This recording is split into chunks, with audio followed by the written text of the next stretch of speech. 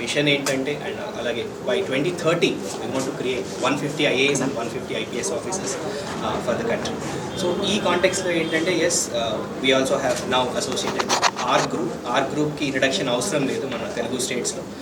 They are known for their brand quality and everything. So Gopichand గారికి నా relation అంటే I think many of you know Gopichand గారి new facility construct చేశాము.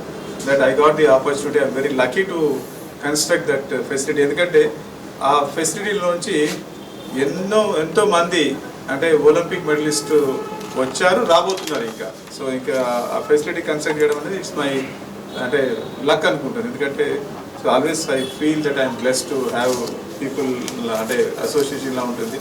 So good friend of mine అని చెప్పగలుగుతాను. Rather మా client contractor relation ఏ ఒక్కరోజు కూడా లేదు. మేము వి నెవర్ హ్యాడ్ నేను కాంట్రాక్టర్గా ఏ రోజు చూడలేదు, వారు నేను క్లయింట్గా చూడలేదు. Always as a friends. అంటే ఈ పాజిటివ్ వ్యక్తులతోని ఈరోజు Arc reflection IAS academy inaugurate కావడం అనేది నాకు చాలా చాలా ఆనందంగా ఉంది. ఎందుకంటే ఆ positive energy also flows. So this institute is going to go big. ఎట్లయినా చాలా అవుతుంది. మెయిన్ ఉద్దేశం ఈ రిఫ్లెక్షన్ అకాడమీని లో జాయిన్ కావడానికి కారణం ఏంటంటే నాకు ఒక ప్యాషన్ ఉంది. సో ఇప్పుడు 2019 2030 వరకు ఒక 100 మంది ఐఏఎస్ ఐపీఎస్ ఆఫీసర్ తయారు చేయాలని మా ఆర్క్ ఫౌండేషన్ నుంచి, నా ఫౌండేషన్ ద్వారా ఎంతోమంది పేద విద్యార్థులకు సపోర్ట్ చేస్తున్నాను. సో అది ఈ ద్వారా ఐ థింక్ ఈ ఆర్క్ రిఫ్లెక్షన్ ఐఏఎస్ అకాడమీ ద్వారా అది నిజం కాబోతుంది. I'm very very glad.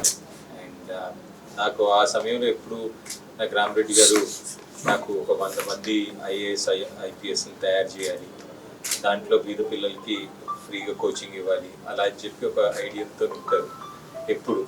So on his machine ఇది ఒక బిగ్ స్టెప్గా నేను భావిస్తున్నాను.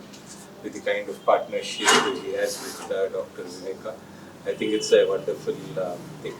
It's great to see this journey of ARC Reflections come to a stage where they're able to help more and more people get to the civil services.